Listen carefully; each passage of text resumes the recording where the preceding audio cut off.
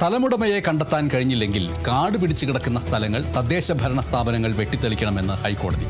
ഇത്തരം സ്ഥലങ്ങൾ പാമ്പുകളുടെ പ്രജനന കേന്ദ്രങ്ങളാകാമെന്നും പരാതി ലഭിച്ചാൽ ഉടൻ നടപടിയെടുക്കണമെന്നും കോടതി ഉത്തരവിട്ടു.